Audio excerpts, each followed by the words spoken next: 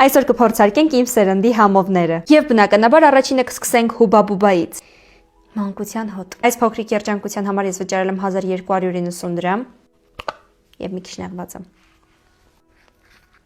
Լուրջ եմ ասում, սա աշխարհի ամենահամով ծամոնն է։ Իր միակ մինուսը նրանում է, որ ինքը ահավոր թանկ արժի հիմա։ Այն ժամանակ շատ էժան էր։ Հաջորդը կփորձենք այս աչք ժելեն։ Պրոբույեմ։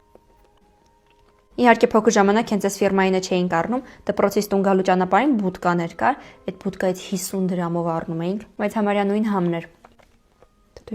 Հաջորդ մանկության համար այս չոկոբոյի երկու արտադրանքներն են։ Հիմնական սա մաման առնում էր այն ժամանակ, երբ որ ես բարձր գնահատական էի ստանում, որովհետև շատ էի սիրում ու ոնց որ սա իմ համար ստիմուլ լիներ։